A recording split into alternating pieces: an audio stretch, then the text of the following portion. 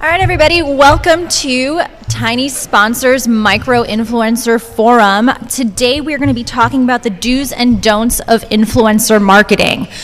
We do have a bit of extended time today, so I want to make sure that we are going to be opening it up to the audience for a lot of questions. We really want you guys to be involved and to get the most amount of information out of this amazing female power panel. So with that, I'm going to go ahead and let the ladies introduce themselves.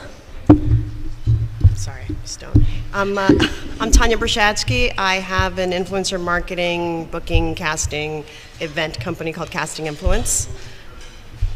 That's it. Sorry, it should have been Casting Influence, period. I'm Catherine Vanderveen Drake, and I represent Fortune 500 companies. My agency does content marketing and brand messaging, and obviously in that forum we do a lot of influencer campaigns.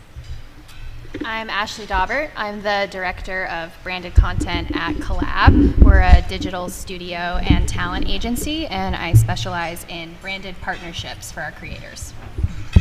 Yes, that is on. Yeah. And the mic is on. I'm Rebecca Radice, and I'm the founder of Radiant LA and Rebecca Radice Media. And we help entrepreneur to enterprise really create a holistic strategy, so end-to-end digital marketing, which of course includes influencer marketing. Yay. We're all going to be best friends after this. Yes. I love it. So thank you all for being here. You all have very specific sets of expertise, but before we dive in, I'm curious from the audience, who, by a show of hands, is here that is representing brands and is interested in the brand side of influencer marketing? All right, and who's here representing the influencer creator side of influencer marketing? All right, so we got a lot of creators here. So with that, I'm going to go ahead and open up. All the questions are going to be very free-flowing. If you guys have questions in the meantime, we do have an audience mic set up here. Feel free to come up and ask some questions. To start off with, what do you look for in an influencer when you're building a campaign? Yeah. Depends on the campaign and the client needs. So each campaign is different, and every client has a different need. So there's no real answer to that question for me. Mm-hmm. Somebody needs a very specific, style influencer or a food influencer. We look for that. It's always different, so I don't really have more of an answer than that. Do you have a specific example you can give us? Sure. One of the most specific was for Purina, since they have 10 brands under their Purina brand. Each of those brands needed something very specific. Friskies needed a female YouTuber who had cats, but she had to be older. Another brand had to be a very active guy with a dog who'd go hiking with his dog. It was very specific for each brand, so that was super interesting, because I learned that even though YouTube runs on cats, YouTubers do not own any cats. Does anybody else have something to add? When I am looking for an influencer, I think the first question I ask myself is, what makes you an influencer? So for me personally, it's not enough to have a big social media presence. It's not enough to have a lot of followers. It's not really even enough to have a lot of likes anymore. I need to know what made you an influencer, and how are you managing your influence across the different distribution channels where you are important. And then the second question I would ask my brand client is, what is it about this influencer that matches the influence of my brand, and how do those two intersect? So that's really how I start looking for influencers for some of our campaigns. Yeah, I think just to echo off of that, I always say that research is really needed on both sides. So the brand needs to be thinking about what is the message that I'm trying to convey and who's going to be the best person to partner with me in conveying that message. And then if you're a creator and you are pitching yourself to a brand, I think you have to do a lot of soul searching to make sure that what you do aligns well with what that brand is about. I think if there's a seamless, natural fit, then it's going to come together really easily and it's going to look really good, rather than trying to force something because you are attached to a specific metric that you see about that creator, like their following size. Yeah, I again would definitely echo everything that's been said here. It seems that we started back in the day with influencer marketing, where we were looking at those metrics as followers, as what was their reach. And today, it's about going deep, not wide. So really making sure that they've got a deep relationship with their audience, that there is the ability for them to influence that purchase, that buying opportunity. And so really paying attention to alignment between your brand and that influencer. And do they allow you to access a market that might have been previously untapped for you or might not be accessible to you right now? So truly understanding, I think you just said it, what is the motivation? What are you looking to achieve with that campaign, and is this person going to be able to help you get there? And I think another aspect of that too is looking at it from a long-term commitment down the road. Is this somebody that's going to become a true partner within your brand as well? I think we've moved beyond the days of one-offs, one-off projects, one-off campaigns, where brands are really looking for that person that can come alongside them, be a true ambassador. And so we want to see, do you have the ability to really promote and support the values that we embody within the brand? Yeah, I would jump in there and say that something that we do with our brand clients, which is always makes everyone laugh, but it really does work, is we talk about the eHarmony of brands versus influencers. So what is it that's matching? How is the brand DNA and the influencer DNA coming together? Where's the intersection? And then from a brand standpoint, you have to be very cautious that you can push to the edges of that, and you should at times push to the edges of that to bring in new customers, reach a new demographic, get a niche. But if you push too far and you alienate the foundation of your messaging and therefore your foundational customer base, that's a problem for both you and the influencer that you've worked with. So I think a lot of the onus of this is on the brands right now to kind of get out of that panic mode that they've been in for the last couple of years as this has emerged and become such a powerful marketing tool. And everyone was in that kind of, as we said earlier, let's grab some spaghetti and throw it at the wall, which happens to be $500,000 worth of spaghetti, and throw it at the wall and see what we get. Well, now what we're getting is, the data. And we're understanding what's the ROI? How did that ROI reflect the KPIs? How are we actually making this work so that we can sell? Because at the end of the day, that's what we're all here to do.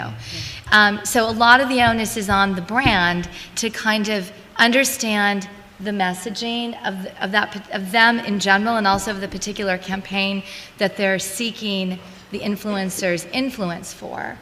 And they need to help guide those influencers and help them understand how to build that process. Absolutely. I just thinking, as you're talking about the brand and their role, so much is empowering. Yes. Empowering the influencer to be able to go out there and promote and support and then lead and guide into all of those goals. Because too often, you can think back to, and we were talking a little bit about this earlier, campaigns that failed miserably. And so often it's because they're out of alignment. There wasn't any clear expectation, and they didn't give the influencer the tools to truly be able to roll up into those brand goals. Exactly. And then, of course, track those. Yeah. Yeah. So when you're looking at creators, what can the creators do you guys are doing your own research and finding them, but what can creators do as far as their social media presence, or as far as when they're pitching you? What can they provide to you that indicates that they might be a great long-term partner? perfect your pitch on who you are and what you do, because I think we are at a point now, at least in what I'm seeing on my day-to-day with brands, when we talk about creators, it's really not enough to say I'm a YouTuber or I'm a content creator, but ground that in something specific to you and the type of story that you're telling.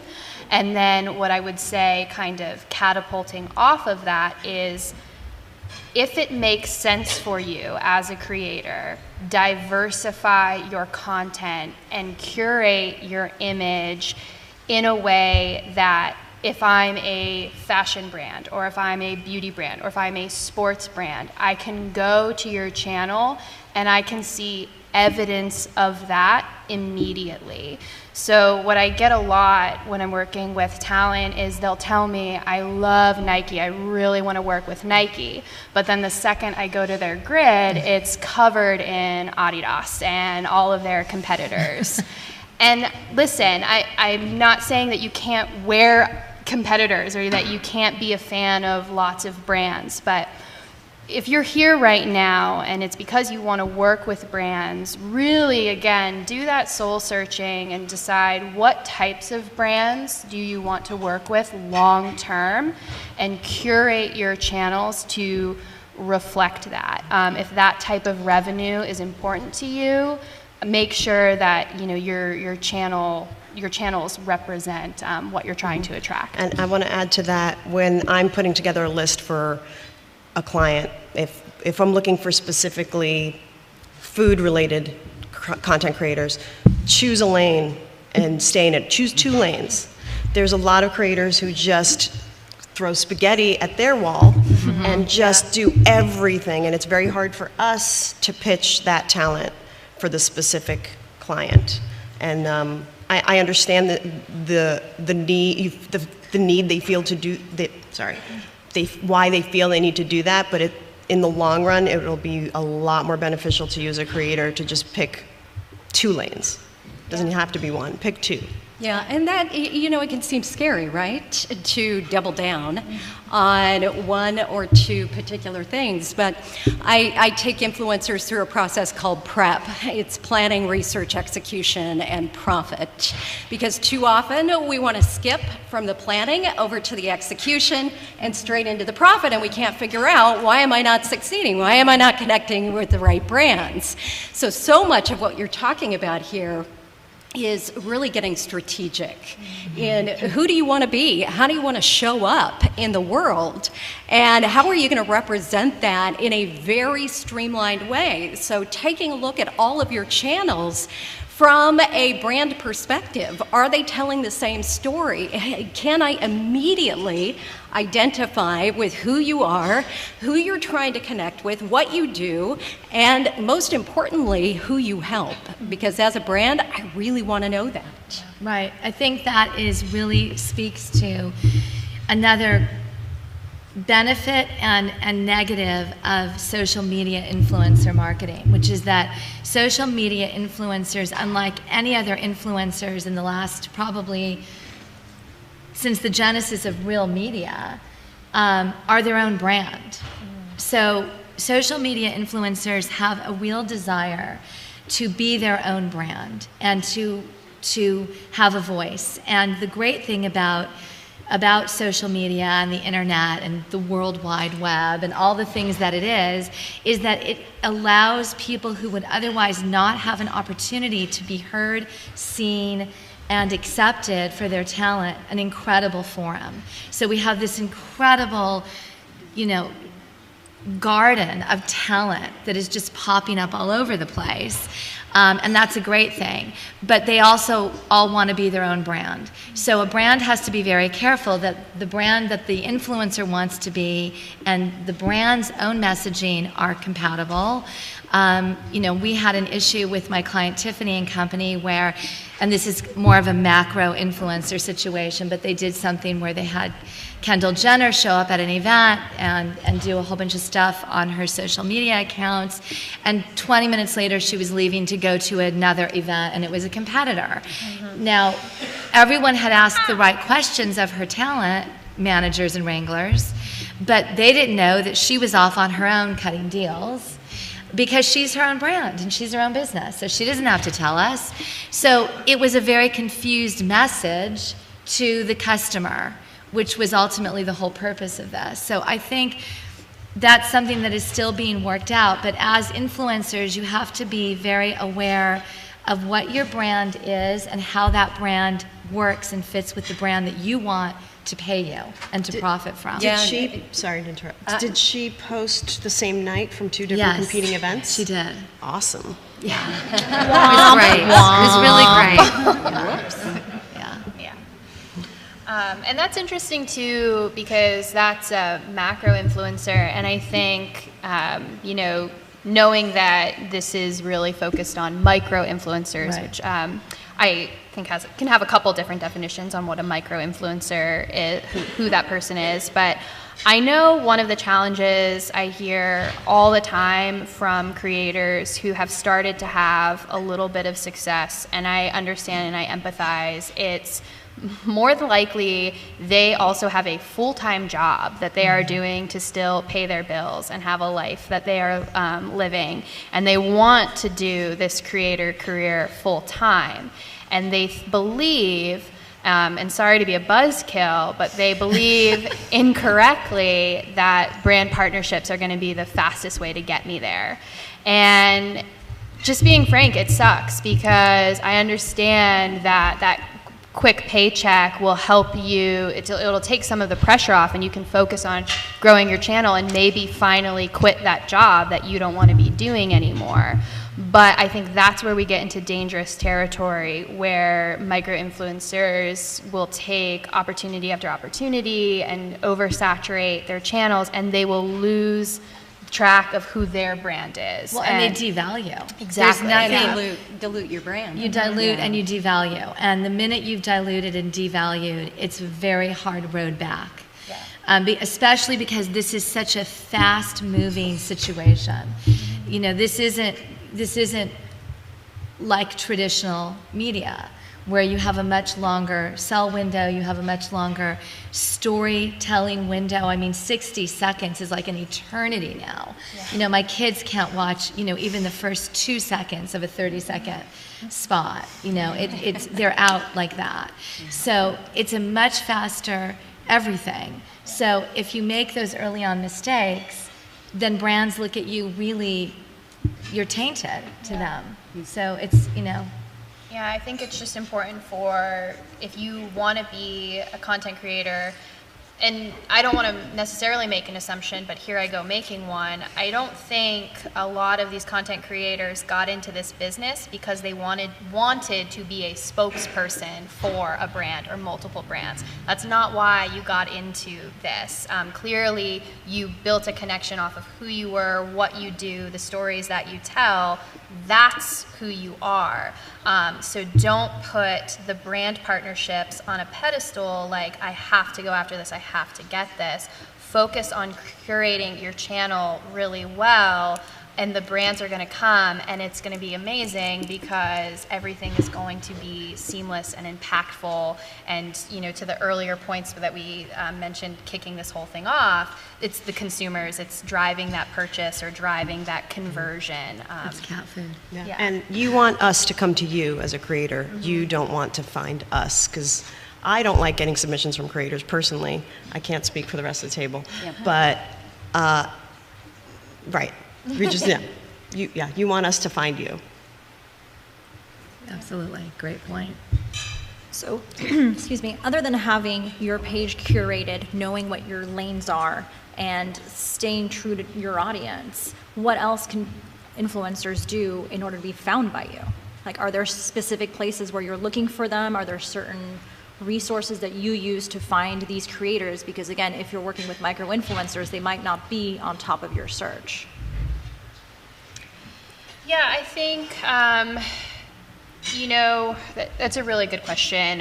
One way that I have, I think it depends on what each of our roles are in a day-to-day, because one part of my job is talent discovery. So I am on these platforms, pending the clients that I'm working for, searching specific hashtags or themes or messages. I'm looking at what's trending. If you are tapping into, as a content creator, and putting up content that hits with trends, and you are optimizing your channels so that they are searchable, and that's a lot of what the company I work for does. We help talent optimize their presence so that they can be found in searches. I think that's one way to be found. Another way is to collab with other creators, you know, people that you admire, lift each other up, because if maybe I'm not looking for you, or I don't know you exist yet, but I see you appear in other content in other ways. You know, that's another way of finding you in that talent discovery. Yeah, I think getting active is such a key piece that so often we miss. You know, you start to get active and you start to grow your following and you're posting more content and you're so focused on getting that content out there, you forget the idea behind it being the social and social media. And that is, you know, that one thing you just said, I think is so huge. Well, it was actually two. The keywords and the optimization. So really sitting down, taking the time, looking at your channels, and as I said before, what do you want to be known for? Doing your keyword research, understanding what are the keywords that you can actually get in and own. So getting away maybe from some of those more active keywords into, we search a lot of the smaller keywords, the more localized keywords, depending on exactly what we're looking for. So really understanding how your audience is going to connect with you, who your audience is, so knowing your target market, using the words that they're using in your keywords. So thinking about what are the conversations they're having, what are the questions they're asking, what are those questions that you could answer in a daily basis or on a daily basis, and then understanding the true intent of what they're looking for. Because as you start to create content around that, that's what we're gonna find. We're gonna start to find that trending content that people are raising their hand going, me, me, me, I want more of that. And so as you start to do that, that's what gives you that traction and that momentum. And a lot of times a creator who, let's say, has comedic content will put in the descriptor on Instagram or on YouTube, I make stuff you like. Great. I really need to know what you do exactly so that I can put that on a spreadsheet. Yeah. I think there's also some just basics. You know, marketing is marketing. What's different here is the distribution model, the timing, but marketing is marketing. Whether it's a box of detergent or a diamond, you still have to find a way to get the message out, and you have to really hone that message, know that message, live the message. So it's important, I think, what the consensus here is that you really identify as an influencer what that message is. And for me, you need to have a lens. Curation is something that human beings throughout history, and if you look at social behavioral science, human beings want curation. They want someone to kind of guide them in the direction that they're not naturally going in. So having a lens and being able to curate will, I think, help you then do the other things that you need to do to kind of bubble up so that people can see you. But if I'm looking for someone, and maybe they're not, maybe they're micro, but I look at them and I think, wow, this person has an unbelievable lens. They really see things in a very specific way that can match to X brand. Together we can build them, and we can benefit from this incredible lens and this ability to curate that they have. So for me, that's really important, especially with some of the luxury brands that I represent. And that lens can take on so many different shapes and Yes. forms where it's almost the idea of embracing heresy, because you're going against what is maybe a preconceived notion within your market or your industry, and being able to challenge your audience. And when you can come at things and give them that unique outlook or spin or take on something that's been parroted by so many people out there that are your supposed competition, but they're all saying the same thing, just packaging it up a little bit different. What does cause you to bubble up to the top is when you have that unique look on life, and not that you just have a unique look, but that you're able to help your audience see that through your own lens. Yes, absolutely. I mean, it's, again, another macro example, but obviously started micro, is Tyler, the Creator. An incredible lens. A unique and incredible lens that spoke specifically to a specific demographic that was important to a lot of brands, but then really went viral and large fast because there was so much intrinsic, immediately recognizable talent in that lens. So it's almost as if you're walking through an art museum of up-and-coming artists, and you can see in the canvases who really has something different. And I think for many brands, especially the fashion brands, the luxury brands, and the entertainment brands, this is very valuable to them. This is something that they're looking for all the time to make themselves relevant. Can I, before you ask the next question, can someone that I know in the audience, maybe Brian, can you take a picture? I've never been on an all-female panel before.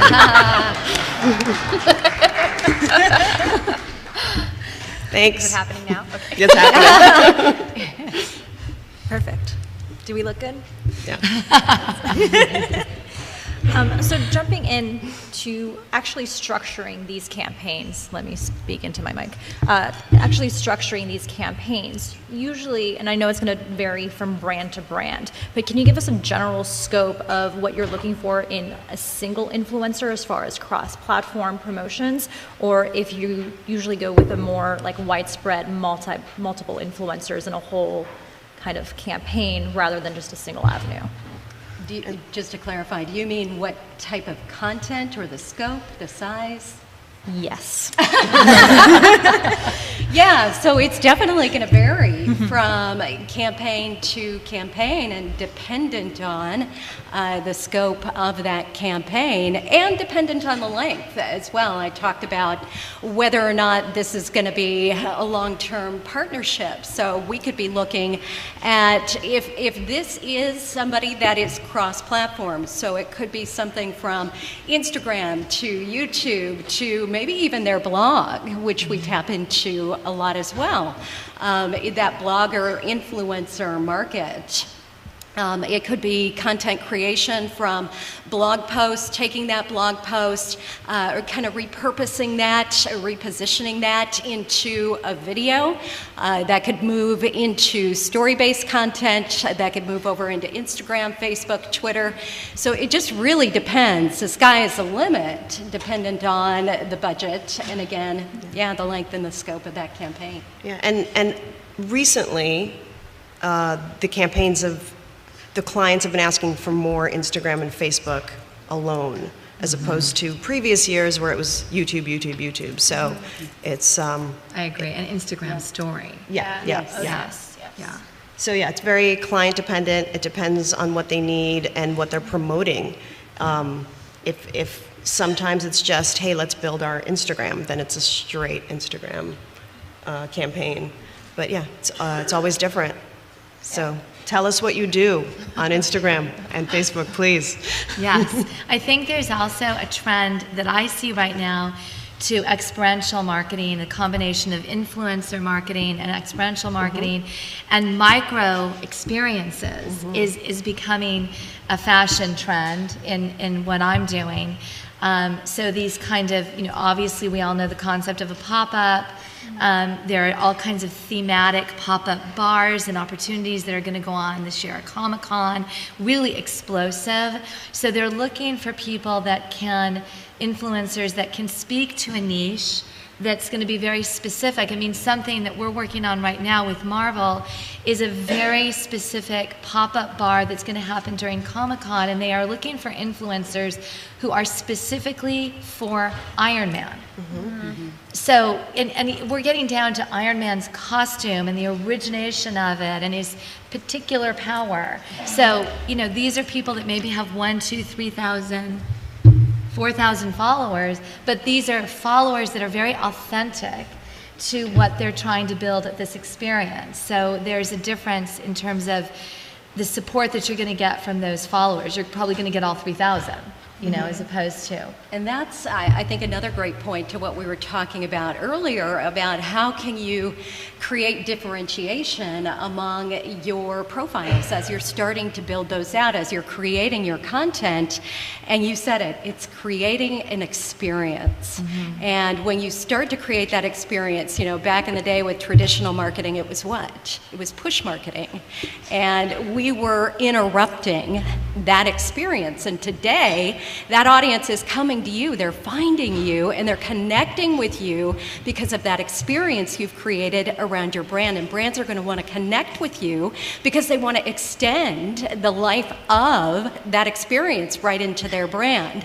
So as you think about who are those brands that I could align with, that I could work with, well, what kind of experience are they creating? Take a look at it from a consumer perspective. Is this a brand you want to connect with? Is this a brand that you want to buy from? Is this a brand that you trust? We're all looking for that know, like, and trust factor. So take a look at your own profiles from that perspective. Would you want to connect with you? Because that's exactly how brands are going to be looking at it as well. Yeah, that's an amazing point. And just a reminder, I know we've had a lot of people filtering late. We do have an audience mic, so if there's any particular question that you'd like to ask, that mic is open for you. That's an invitation. Come on down. Oh, we got a taker. Yes.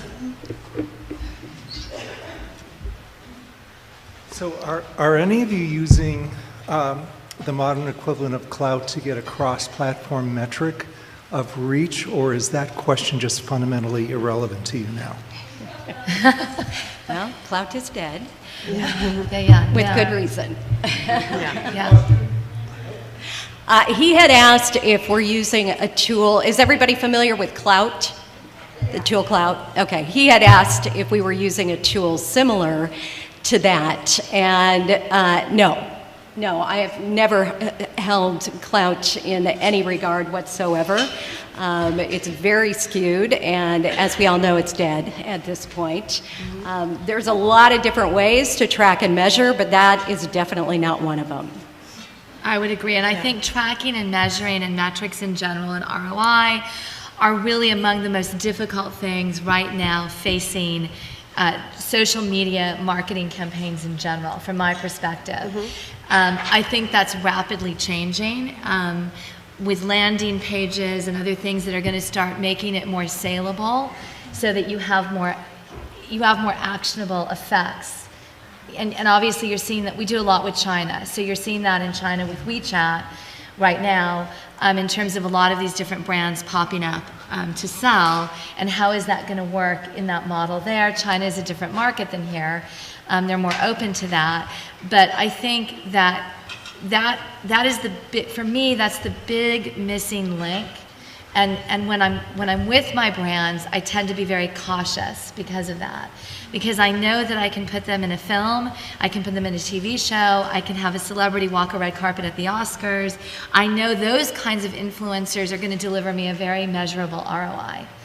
And so how am I going to allocate that budget to make sure that I include what is a very important element of a marketing campaign, but how am I going to answer to the board on that? Well, and obviously it depends on what the metric of that campaign is. But for example, something that we've looked at for many years is engagement. And you can easily look at the engagement, the conversation rate, what's happening around your particular brand. And it's pretty easy, to spot. I'm sure every single person in this room has seen it, where you've got 4,000 likes and 2 comments. Something's wrong there. Yeah, so it's making sure that everything you're doing is very organic, very authentic, that there is transparency in your brand, and that you don't give a brand any reason to question, how is this happening? How are these people finding them? Are these people really actively pursuing this particular person, or are they gaming the system? We've seen an awful lot of that across every single platform. So be very, very careful in how you're curating that audience as well. And I want to address what I think he was also asking is, are there tools we use? Yes, absolutely. There's no one tool yet that shows us everything we need to know. We don't have access to some of the platforms, so if we need information, we'll have to ask either the talent or the representation for that information. But there's a tool you can check Instagram engagement, but there's another tool to check something else, and so on and so on. So there's no one tool yet. And I think a lot of brands have created their own internal valuation systems because there's a lack of this that's, I think, verifiable, in the marketplace right now. If I've done my job well, then when I get to the end of the campaign, I already know what the goals were that I'm looking to check those boxes off. Right. Because I've talked to the brand about, before this even starts, what are we trying to do here? And I craft a journey with my talent that backs everything out from that point of success. Then I'm looking for opportunities to go above and beyond. So if you're a creator that's doing this independently, that's where your focus needs to be. It's what is the minimum KPI here? What is the main goal of this brand? And then how can I use my toolkit to build upon that and go above and beyond? And there are tools that will allow us to see that and track certain metrics, and sometimes it's data. And I'm a fan of data. It's sexy to me. I like it. But it doesn't tell the whole story. And I really think, to your point, that conversation, there's not a single post that goes up for one of our campaigns where I am not scanning the comments and watching the conversation that's happening. And that's what I'm ultimately sharing with the brand. That engagement is so important. And seeing those, having that conversation with the consumer is really vital, as well as just a really great piece of content or pieces of content or a journey. Because if a brand comes back to me later, or maybe this is something we've discussed prior to the launch, that they're going to use this piece of content that's been created for them in other ways too, which is great exposure for a micro creator, and it's an opportunity to say, hey, we did something really cool here, and now we're going to have it live not just through your channels, but we're going to find ways to maximize this impact and tell this story in other places as pre-roll ads or on a brand's channel, because it's just good content.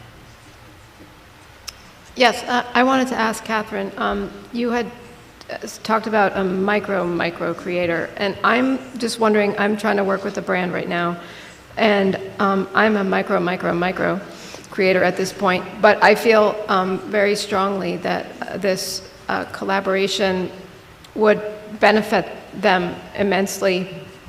So first of all, how did you discover that working with micros was just as important, and was that just data or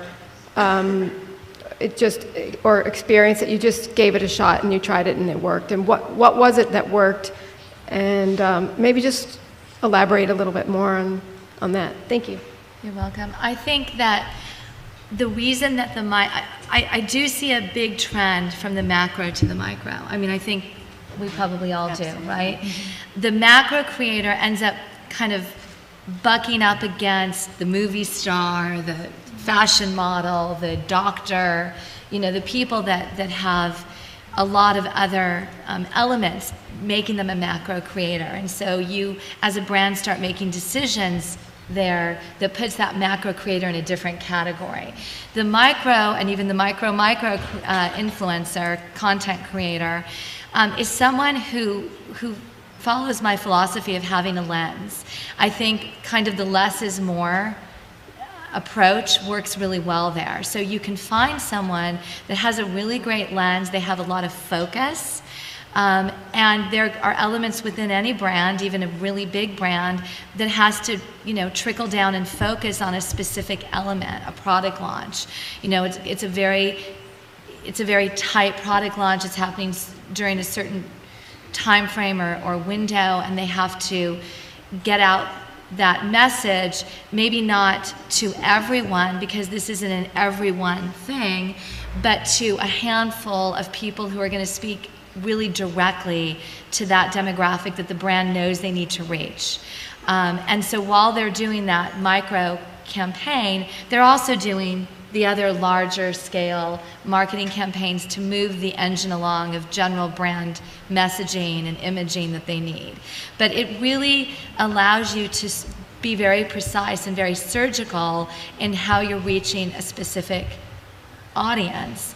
And I think they're going to become, micro-influencers are going to become really important because they have a lot of authenticity. So my specific advice to you is, if you feel this strongly, that you have something to offer a brand, get in touch with the brand and say, I feel very strongly that I have a voice that you should hear. And I would just like the opportunity for you to read these 2 or 3 sentences of why I see my voice and your voice connecting. A lot of it is about authenticity, it's about alignment right now, but it is starting to narrow in the social influence game, I feel, at least, in what I do. Yep. Definitely. It goes back to earlier days, maybe more traditional, but even the earlier days of social media. And the idea really was to cast a larger net. Yes. That the more things we talked about, the more topics we actually tackled, the more people we would connect with. And today, it's about going deeper with that exact right audience, that audience that has raised their hand and said, hey, I love what you're talking about. I love how you share it. I love the lens you see it through. And I want more of that. And they're hungry. And as a brand, they're going to see that. They're going to see that you're passionate about what you talk about, to your point, that you passionately believe that there's a benefit. And brands are going to feel that Passion as well. is such a great word that hasn't come up prior. Yeah. But I think the micro influencers tend to be more passionate and tend to have a stronger lens. And If they pick a lane. exactly, exactly. That's so important. You don't try to be anybody else but yourself, and choose the lane and focus on that lane. Yeah, just anecdotal. We did a campaign recently, and one of the creators that we used is a I would even venture to say micro creator. And the difference between her and another participant, the following size was like 300,000. He was bigger than her, and she drove 43% more engagement. And it was because she fit so well with this brand and this particular opportunity, and we knew her audience was hungry for what she was going to do. And so they jumped on board and engaged with this, and it just drove, so much conversation. So I think that passion is such a great word, and that's where, in my experience, micro influencers have been really powerful, is that engagement there. Yeah, it can definitely be the actual users, where we just did a campaign for a nonprofit, and they help parents that have just found out that they're having a child with a disability. And the campaign completely centered around telling the stories of parents that have worked with them, that have platforms of their own, that have created a narrative around what's going on within their family. And so I think that is really the power in the micro-influencer, is the ability for, as a brand, for you to take your story and be able to share that with a larger audience, but make that real human connection, that connection that those larger influencers, certainly we connect with them on a different level, but not necessarily on, hey, you're relatable and I'm living your life kind of way. Whereas micro-influencers, we can tend to feel like, hey, we've walked a day in your shoes, so we've been there, we've done that. So I think it's a very different relatability. And there's a difference between a DreamWorks budget to promote a film and a small documentary. So in those cases, for sure, it's more of a micro-influencer campaign. Yeah, budget is a big dictator of that. But I think two other important words that fit with passion, because you hear a lot of authentic, organic, alignment, almost to nauseam, where it doesn't mean anything anymore. I think two really important words are empowerment and aspirational. So at the end of the day, we're all people, right? And we all really, again, going back to, psychographics and social behavior, we all kind of respond similarly. So it's, how are you empowering the people that are following you, whether it's 20 or it's 200,000 or it's 2 million? How are you empowering them, and how are you bringing something to them that inspires them and that they can feel aspirational about? And that goes back to storytelling. Brands are the greatest storytellers in the world because they have to constantly morph and tell a new story. So they're looking for other storytellers to help them get that message across and get that story across. So I think micro-influencers are really good at doing that. Okay, there's just one more part of that question now after listening to you. So how do you, if the brand is not aware that micro-influencer exists at this point, because they're still in the part where you're already advanced to understanding that. So if the brand doesn't understand that a micro-influencer can have more impact than a macro, how would I get that part of it across? Google it and send them all the Forbes pieces on it. And I do think brands are definitely starting to understand. I would agree. She was asking, how do you convince a brand to move from a macro to a micro influencer? I would definitely work on, if you haven't already, a one-pager on yourself that illustrates the, visual, like what you're about visually, aesthetically, your grounded bio about who you are and what you do with that specificity. And again, like bringing up numbers, there are many brands, and I agree with them on many levels with this, that numbers don't lie. And so if you have actual relevant data points, and I'm not sure what brand this is, but if you have posted content that could have been for this brand in the past and it's performed really well, use that as an example. Screenshots of comments, that's just evidence. That's your toolkit. That's your pitching, your one-pager, essentially. And what I said actually sounds like a joke, but it's not. Because once you send them a link to any of the thousands of articles on the topic, it legitimizes your micro-influencer status. And that you're smart in doing your homework, and that you're pointing out that this is a real opportunity. I think it's about, brands want to have a competitive edge. So it's about providing them that competitive edge. And if you have enough micro-influencers that are, it's that 100 arrows philosophy that my dad told me years ago, this kind of Native American story that, you can't get your prey with just one arrow. You have to have 100 poison arrows. So that's really the concept of the micro-influencer, is that you can target the arrow very specifically, and you can do it many times at once because the budget is there. as opposed to kind of hoping and praying that Kendall Jenner is not going to go to that event. Hi, my name is Anitra Brazil, and I just have a question in terms of pay and paid sponsorships. I don't think we've touched on that yet. No, thank you.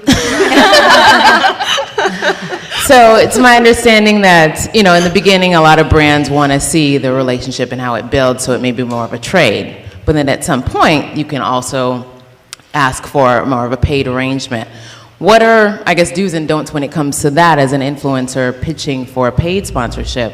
Is it giving out a number? And, it's unfortunately, that's wild, wild west thing that people keep talking about. But it really is. It's like, how do you know how much to charge as an influencer, really? And then how much should the brand actually pay? And, knowing the value on both sides, so it's a win-win. Can you elaborate and speak to the paid part of all of this? I think a really important part that too often we discount is knowing your worth. So what have you been doing? What have you been creating? What are you putting out there? And standing your ground. I've seen a lot of situations where influencers, oddly enough, discount the worth of what they're creating, the community that they've cultivated. And so it's being very confident in what you're bringing, because as you said, this needs to be a win-win for both the brand and the influencer. And brands want to bring on the best. They want to connect with the best, and they want to know that you're the best. And so while that might seem very basic, it really stands out to a brand when you are confident in who you are, in what you bring to the table. So you were just talking about putting that one sheeter together, and that's such a missed opportunity to really tell that big story, to pat yourself on the back, to say, wow, I've done all of this. And be able to share that in a brief, very short format, but a very impactful one that tells that story of, hey, there's nobody else that's going to do what I do. There's nobody else that tells the story the exact way I tell it. So don't be afraid. I think that would be one big piece of advice is don't go into it feeling as if, oh, well, I'll just take, whatever you can give me. Own it. Own what you're out there doing, what you're out there creating, because that really shines through. Can you come to every pitch meeting with me? Yes. So for how I do it, or how we do it, is before I reach out to an influencer or someone who represents them, I know exactly how much I'm willing to pay them. I know what they're worth. We do all the numbers. I know what they're worth on a low side, on a high side, and what they're probably going to ask for. So figure out what that is for you. There's nobody wants to answer this question publicly. Talk to some marketing people. They'll help you figure it out. They'll help you figure out what your engagement, your views, your subscribers, all of that is worth. And I'm certain you can also ask Google. Google's my best friend. Yeah. And oddly enough, you can Google. There's not a lot out there. Yeah. A lot of people don't want to give this information away. But yeah, we're happy to share. And you just confirmed everything I just told you. Yeah. They know what you're worth. Mm-hmm. You don't. And you need to be confident in that you do know what you're worth before you go into that relationship. And what can end up happening is you feel like, well, I could have gotten a little bit more if I, asked for this or that. And then potentially feel awkward or uncomfortable in that relationship. And it goes back to making it a win-win for everybody and understanding, hey, this is exactly what they're seeing when they're researching me. This is exactly what they're seeing. This is what they've calculated on the low end, on the, the high end. And here is where I'm willing to go every single time. If I go any lower, then maybe I'm settling.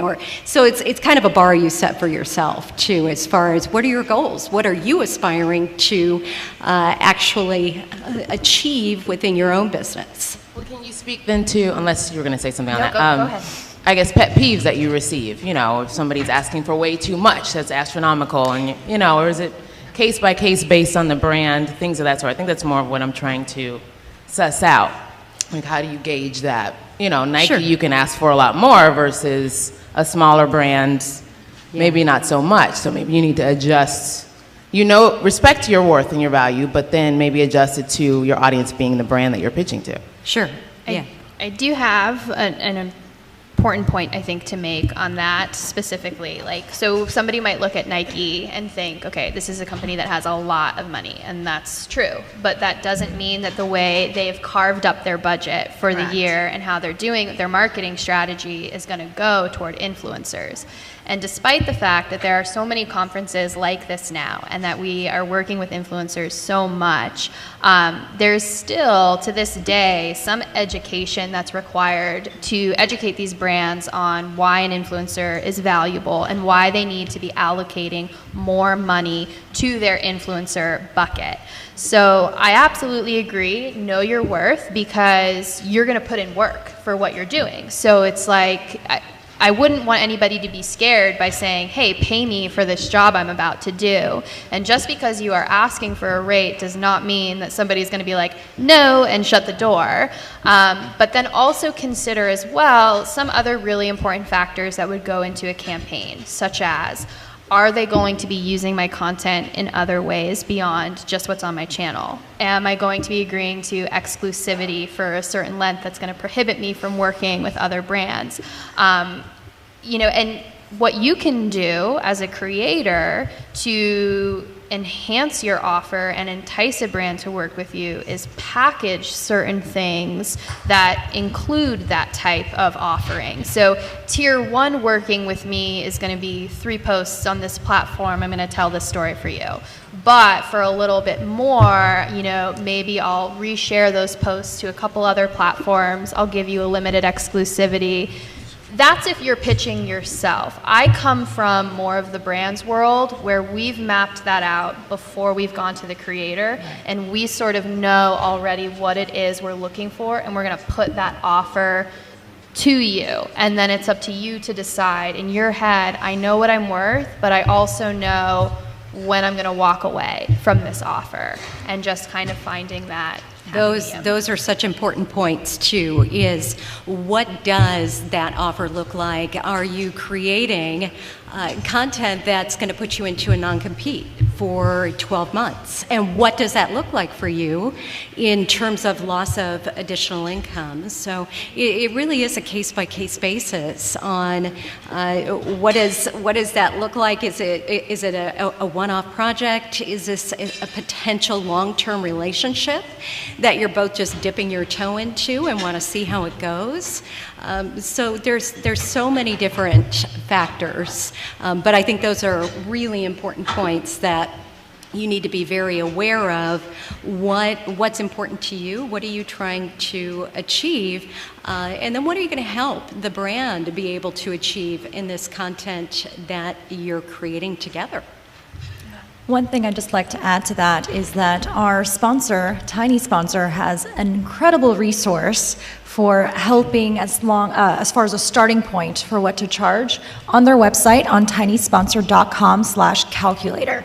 So that's always a good resource just to start with, and as the rest of the panelists were saying, build from there.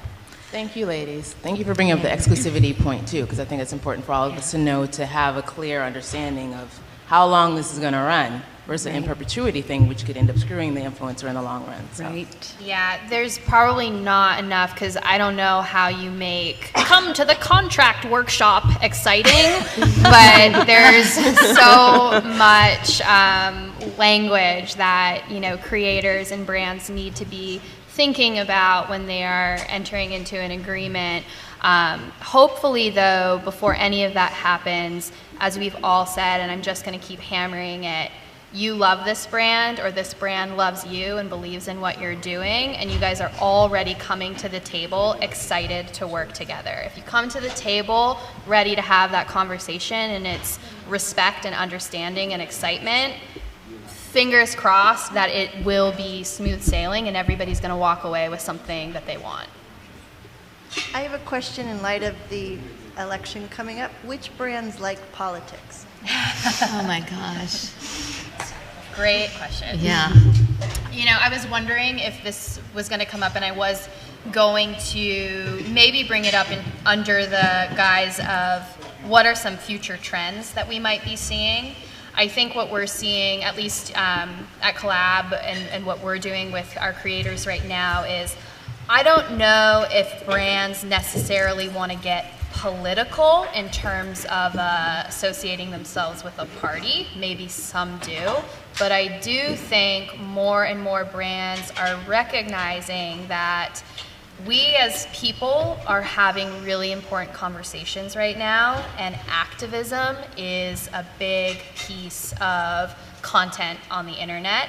And you can be a creator. I mean, you know, I know it was huge news when Taylor Swift posted the register to vote, and that was her very first foray into making any type of, you know, political conversation on her channel.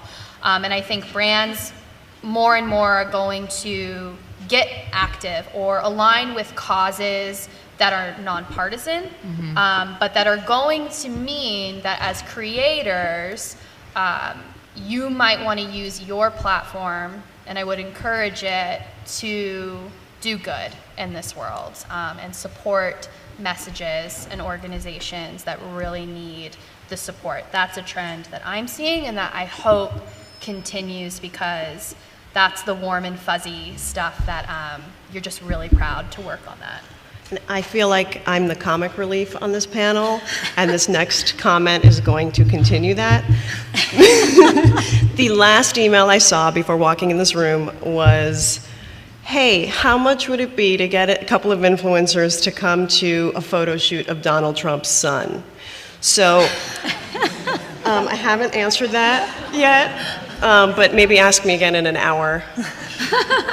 That's hilarious. Well, and the amazing part, if you look at the data from that, I think the last I saw was we've got a million new registered voters because of one post by Taylor Swift. That's incredible, right? That's huge. And whether we've talked about Nike, whether you agree with Nike and their choice to use Colin Kaepernick, you know, whatever the case might be, it's a platform, and it's definitely a movement. People are trying to affect change, whatever that looks like. And if you can impact that in a positive way, if you have a message that is motivational, aspirational, inspirational, that allows people to think in a little bit different way, brands want to align with that. They want to align with the positive feeling and emotion that people connect with. And I think we've talked so much about brands, but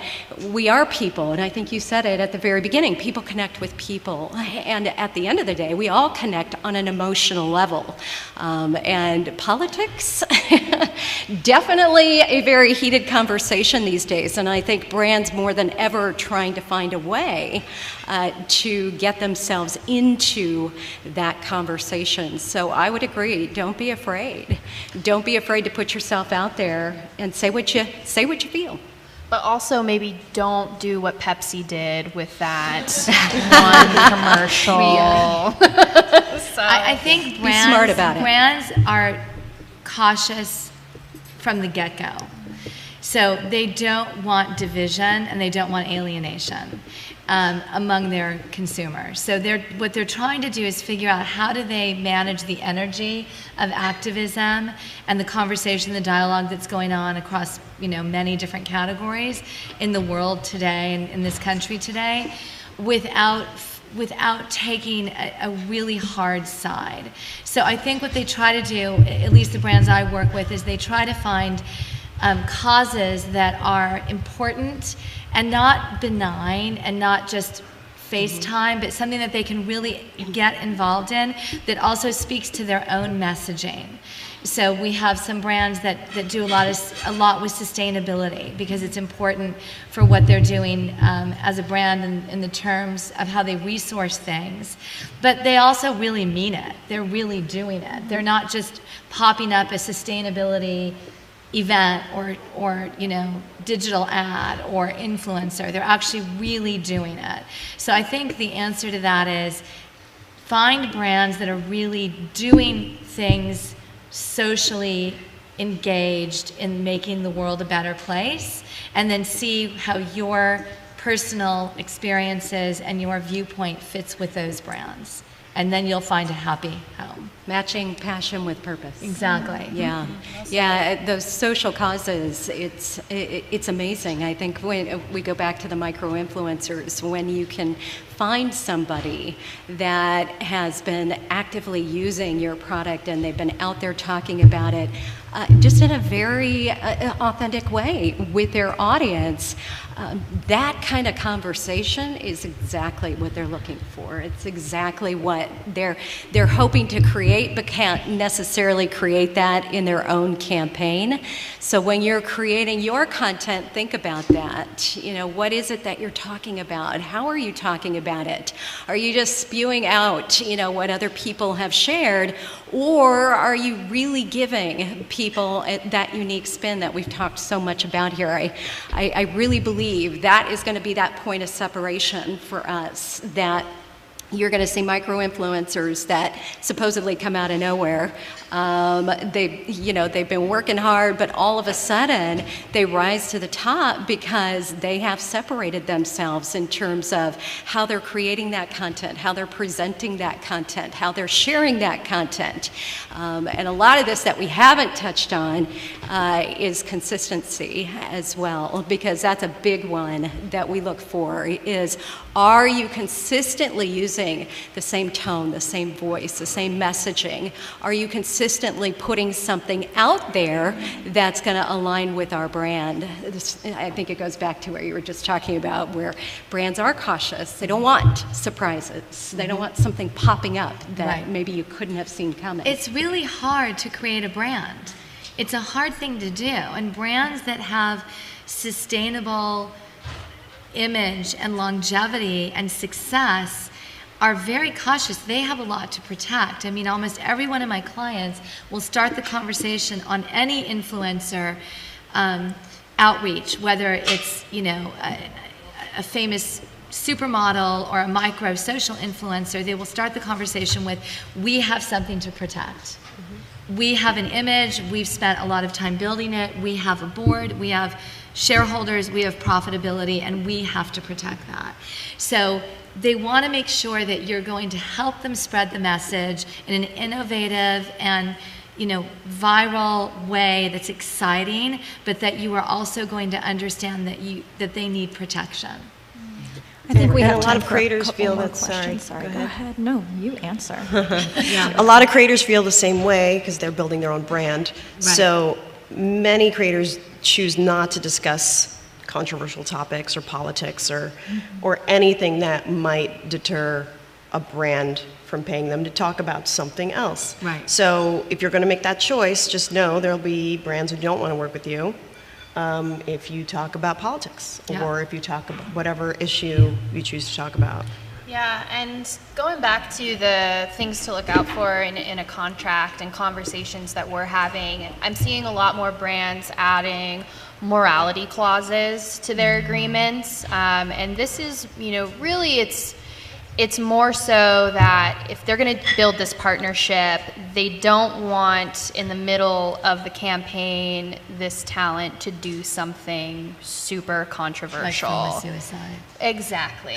Yes. No suicide filmings are allowed. Yeah. I'll share just an oh shit moment of my career when we did a campaign few years ago with this company who had, for when you purchase something, it was going to also go to a charity to help combat hunger, like families that can't afford meals. And we worked with a great talent that at the beginning seemed like such a good partnership, and it was, and he did a really great video. And it was performing really well, and we were all feeling very good about it. And then all of a sudden, in the middle of that campaign, I see this video go up on his channel. At the time, it was some social trend, and he was taking a bath with ramen. just like a bathtub full of ramen noodles. And he had and this is sandwiched between like the no food waste, don't like no kid hungry, and now I'm gonna take a bath with ramen. And this is why we have these sorts of clauses now and why we're having these conversations. And they are uncomfortable because I think you want to, maybe there are some brands you wish would take a stance, and there are some creators that you wish would take a stance on something. But we also have to remember that you're building your own business and your own brand, and these brands are a business. And I'm not saying that that is right or wrong. I'm just saying that at the end of the day, not everybody is going to want to come out swinging for one particular subject. And to Tanya's point, because of that, some brands, if you stand your ground on something, great. Just know that some brands are going to want to work with you and some aren't. And this goes back to my early point which is, don't put brands on these pedestal like you have to have these brand partnerships. They should be natural, seamless fits for you. They should make sense. You shouldn't have to worry about these types of things, even though we all do. If you are partnering with a brand, it's because you've already done your homework and you know that this is a fit, and it shouldn't come up in the form of you taking a bath with ramen noodles. Why did you do that? Well, and remember that you're living in a really fast world and a fast news cycle, and things are changing quickly. So whatever you do or make a statement on or take a stand on, it's going to stick with you much longer than the cycle is going to stick with you. So you're branding yourself by doing that, which is great if that's what you want to do, but think twice about really anything that you're taking a stand on, and knowing that it will last longer than you think it will. Yes, please. Congratulations, ladies, to be on an all-women panel. I'm going to speak loud because I'm used to it. I am about to launch a very positive business, new brand, but the question that I asked when I stood back waiting 5 or 10 minutes ago was about controversy. Well, there you go. About companies that intentionally, new brands or older brands, want to cause controversy, because there is a saying, controversy sells. Now Nike, they have enough experience. They're a worldwide brand with what they did with Kaepernick. So the question, because a lot of it was answered while I was standing there, but you're probably going to say, does it depend? It depends upon the brand. But what do you think about controversy, intentionally doing it for sales? Anybody? Well, I would say, if you know me personally, you know that I love controversy. But what I would say is that there are different degrees of controversy. And so there's safe controversy, or let's maybe call it pretend controversy, that brands will entertain that thought process. And then there's real controversy. I think that safe controversy, done right and with good intention, can be very valuable if it's targeted to a specific thing. And I'll give you an example. So, many, many years ago, for a brand like Tiffany & Company to be involved in the Gay Pride Parade in New York City would have been outlandishly controversial, let's say even 10 years ago, right? But it's not anymore, but they could still play it up a little bit like it was a bold and brave decision for them. And that's what they did. They organically wanted to support it because they care about the cause. They also believed it would help them in sales. And I don't think those two things are mutually exclusive. I think you can care about a cause and you can want to support it for all the right reasons, but you can also make the decision to do that because it's going to be profitable for you. And then it's, how do you get the message out? They used micro-influencers to do that because they wanted an authentic voice that spoke authentically to that community and then to the entire global community at large. So. And there's always a little bit of risk in any controversy, whether it's safe controversy or really putting yourself out there. I think about IHOP and their whole, we're changing the name of our brand. There was a lot of controversy around that. People were very upset. That could have really backfired. on them. So yeah, you have to be very careful that you're not just creating controversy for the sake of it, but that you're truly passionate about something, that you're willing to take a stand. And again, I think this goes back to what we've been talking about. People are naturally attracted to that person that's willing to say, no, no, no, I feel differently. Yes. Or I see something a little bit different, or I don't like the way things are going or how things are happening. So there's certainly that opportunity to unabashedly put yourself out there. But again, yeah, I think you make great points that you've got to be prepared when there's brands that say, nope, sorry, we don't want to work with you, that you're okay with that. Is anybody following Wendy's Twitter account? Yes. Before they started their snarky replies and comments and starting little fights on Twitter, did anyone think of Wendy's in the last 15 years? So I think that answers your Denny's, question. another perfect example. Denny's is hilarious. Yes. I don't even eat at Denny's, and I love their Twitter handle. So yeah, they're very snarky, exactly the same, and they create little microbursts of controversy. Right, and they're being irreverent, and I think irreverence and humor is a great way to bundle your controversy, because you can, at the end of the day, you can say, well, I was just joking, you know, don't take it so seriously, we all need a little levity. So I think it's being thoughtful. It's being thoughtful. Social media is a fast medium, but you still have to be thoughtful about the way that you manage it, because once it's out, it's out.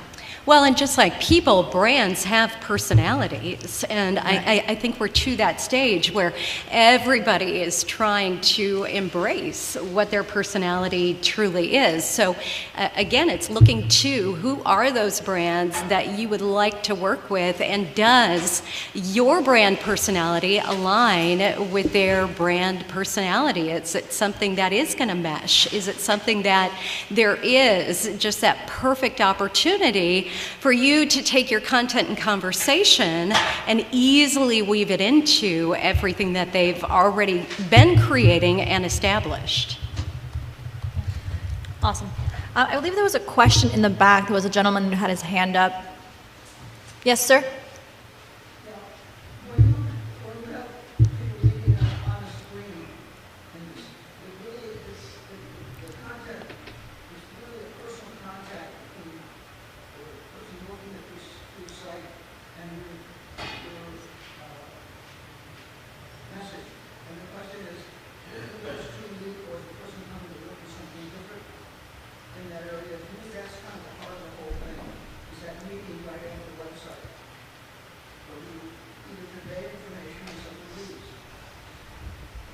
Are you saying you're, I'm trying to, I think I heard like 50% of it, talking about personalization in your content?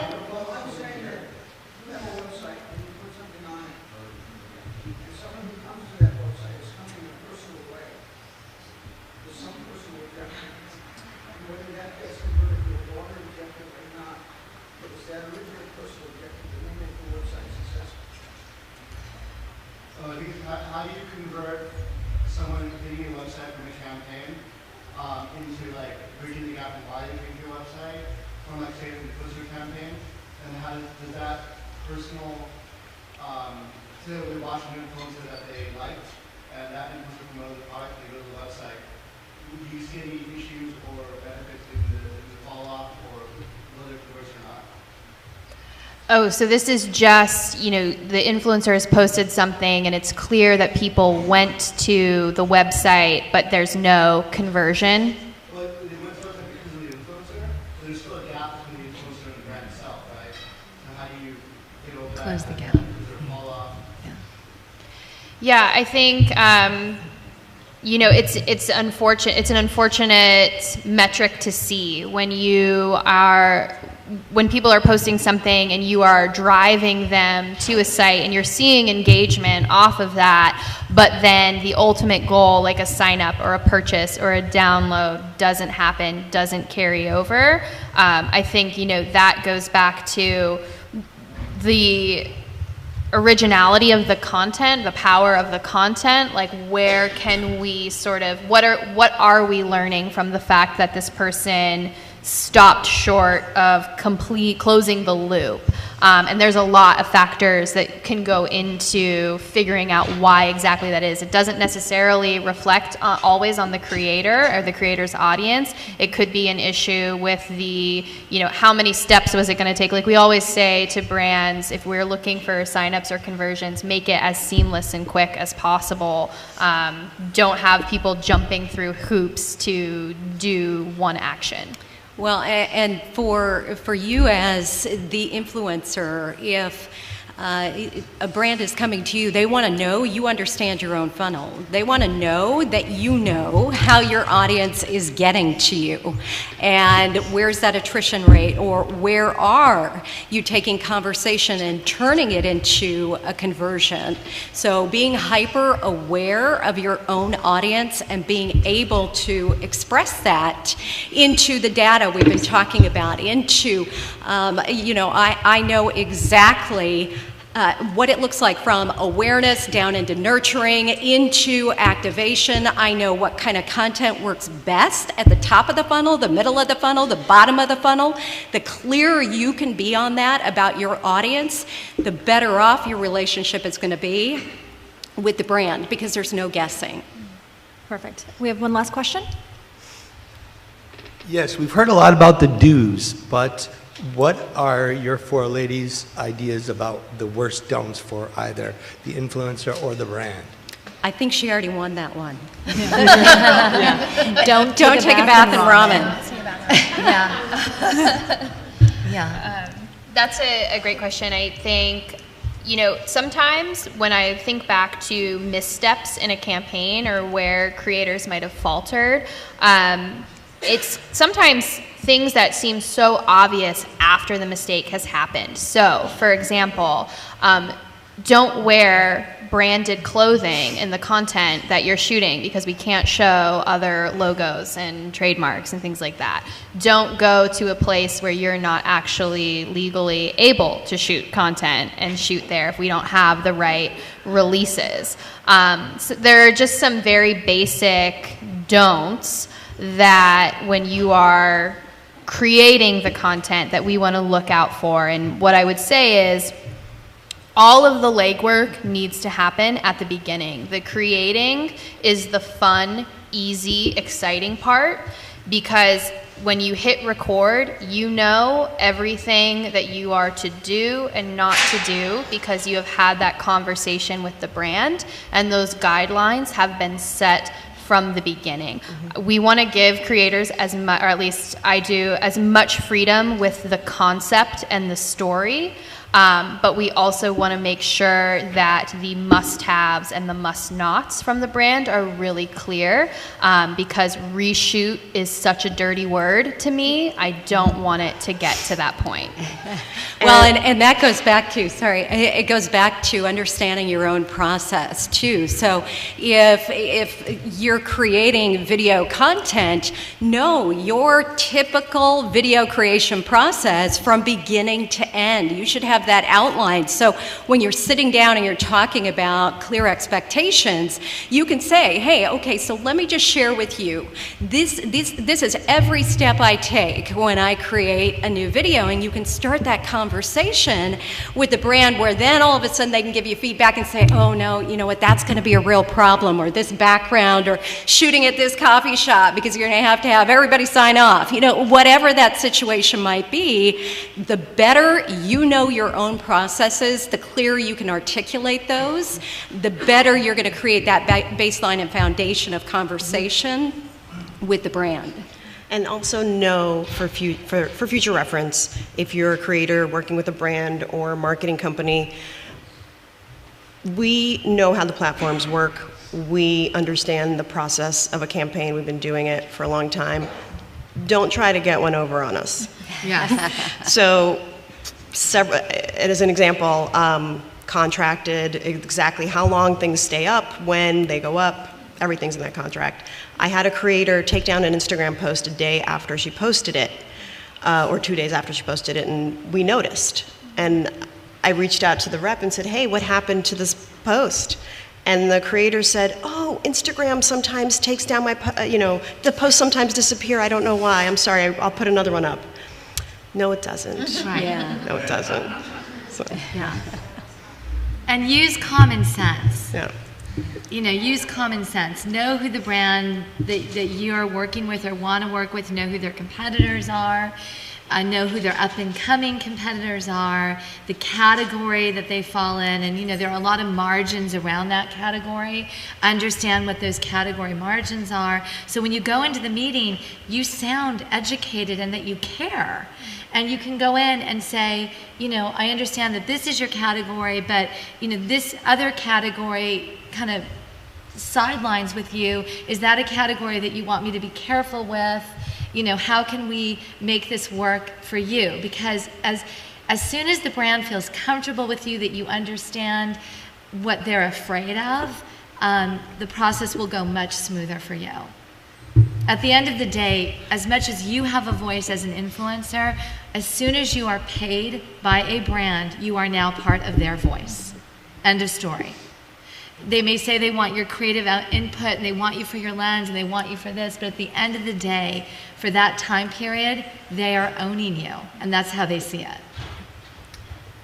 That's an awesome answer. I realized that I was so excited to hear from all of you that I didn't introduce myself. So just real quick, my name is Anais Ganuna. I work with purpose-driven and women-owned businesses to help create and define their visual brand and marketing strategy. So with that, I also want to say that Tiny Sponsor published very recently an essentials white paper on the rules of influencer marketing. So if anybody is interested, Megan has a limited amount of hard copies here for you guys. But let's go ahead and give our panel a great round of applause.